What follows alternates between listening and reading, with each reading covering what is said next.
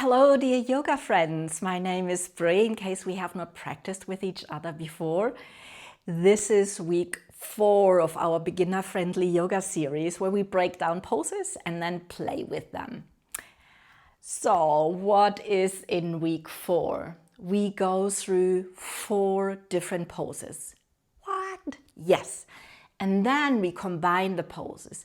And then we have a little sequence. So a lot to do. Therefore, with no further ado, what do we need for today? I recommend, and what would be really handy when you have a block.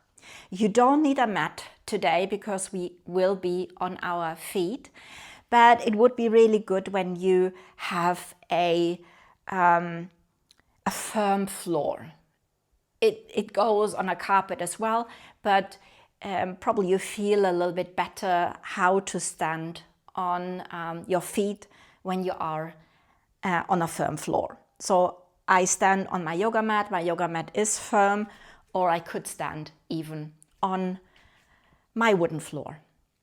Okay. Today it is Tadasana, mountain pose. And it's a standing pose, and it is in yoga a little bit like the pose 0. So a lot of alignment cues you hear in yoga classes, you will hear now as well. And when you understand Tadasana, you can apply these alignment cues and this alignment itself to a lot of other yoga poses. We do not, or I don't teach you the traditional Tadasana where you have the toes together because I always think, and even I practice it, that standing hip width apart gives you a little bit more stability. But before we start with our practice, we'll start with a warm up. And you have here on your feet, a big ball mountain, a small ball mountain, and then your toes. And you bring your weight on the left foot and you start to circle on the big ball mountain, the toes, and the small ball mountain. First in one direction and then in the other direction. Nice. You change the weight to the right and you start to circle in one direction and in the other. Now, you can lift your right heel, bend the right knee, and do it on the other side. So you try really to bring movement into your feet. We do this for 5, 4, 3, 2, 1, let go. Bend your knees and circle your knees. First in one direction, it doesn't matter what direction it is, and then in the other. Really nice. Now we start with our hips. You first tilt your hip forward and backward, forward and backward. You know, we try to do this for 5, 4, 3, 2, 1, let go. Now we go sideways. Hip to the right, left, right, left. You can bend your knees generously. Another 5, 4, 3, 2, 1, and let go. And we start to circle our hips. You really try to explore the full range of motion in your hips. Really push your bum back when you circle back to the side, front, and back. We do this in the other direction now. Change the direction of your circle. For another 3, 2, 1, and let go. Let's do fingertips on the shoulders And you start first to draw small circles with your elbows. And you make the circles a lot bigger. Bigger. Full range of motion. Don't cheat at the back. Really try to push the elbows back as well. And get smaller again. And we change the direction.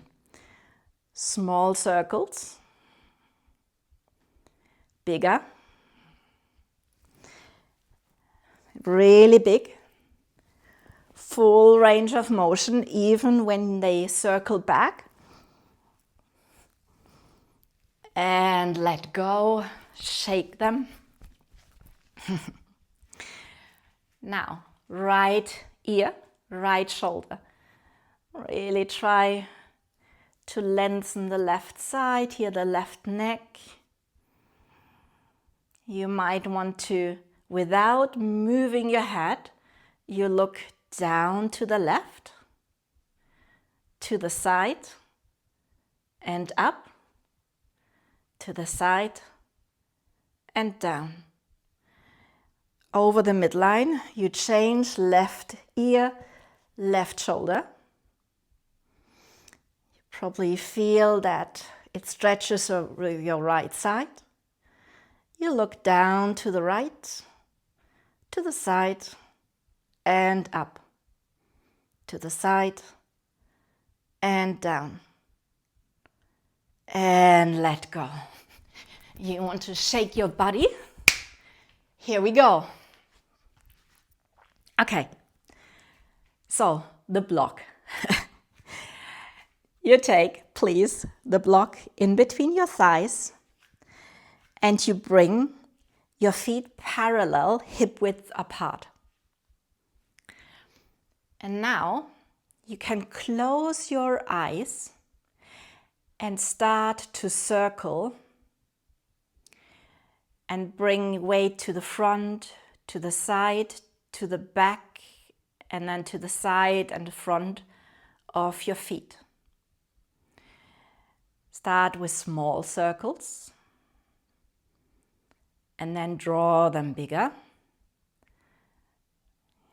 Explore how good your toes can hold you when you are at the front and how much courage you have when you circle back.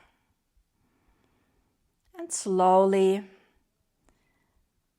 reduce the size of the circle and feel into your feet. Make the circles even smaller, and smaller.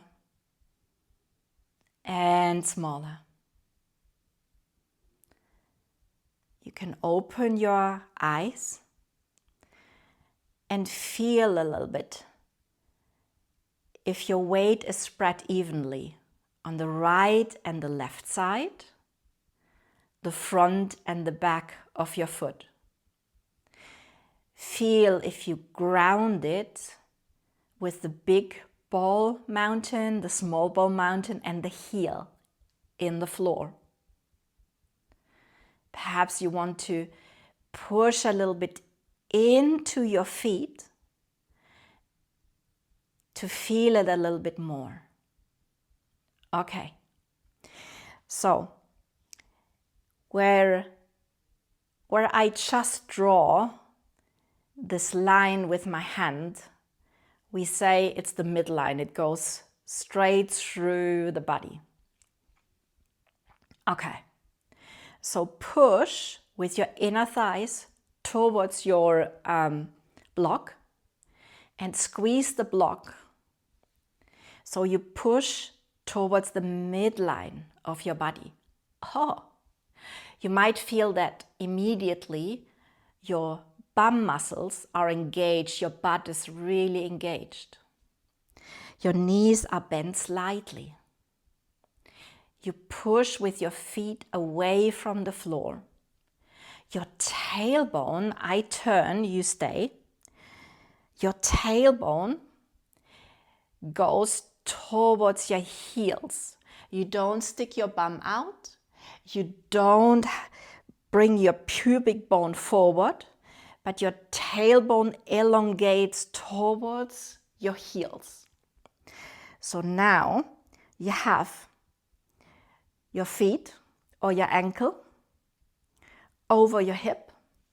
Next movement is you circle your shoulders up and back, and with that, your palms open forward to the front. Now you have one line with from the button to the midline and to the top, your shoulders or your ear. Yeah? Okay. Belly button draws towards the spine, so it gives you even a bigger lift, and especially with pulling the belly button towards the spine, it makes your upper body even longer, at least the sides. I know that you are still pressing the inner thighs together. I know. This is why we relax a little bit and you take the block away and we go through the alignment a little bit faster without the block. Okay. Feet parallel, hip width apart. Spread your weight evenly, right and left, front and back. So the big ball, small ball mountain, and the heel are grounded on the floor. You might want to lift your toes and slowly bring them back. Your knees are bent slightly. You squeeze your inner thighs towards the midline. This switches on your bum. Your tailbone elongates towards your heels. Yes. Belly button towards the spine. Yes. Circle your shoulders up and back and open your palms to the front. Your ears are over your shoulders. And now you imagine that something is pulling you up and lifting you. Yes. This is Tadasana, mountain pose. It's not a lazy pose. There is a lot of muscle engagement. This is really good, isn't it? Now, with an inhale, circle your arms outside and up.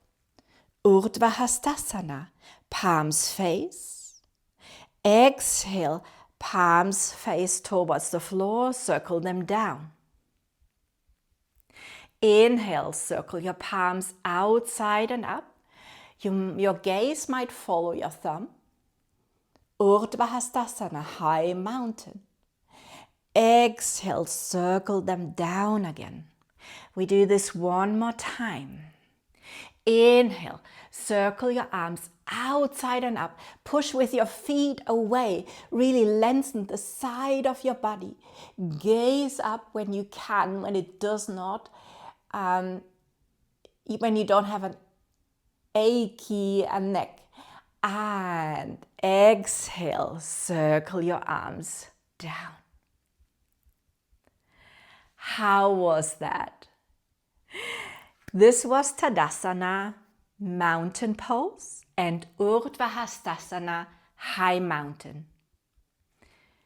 Tomorrow, we'll start forward bends, and the next thing is that we combine these poses. And we have on Friday definitely a sequence again. So, hope to see you tomorrow. Can't wait. Bye-bye.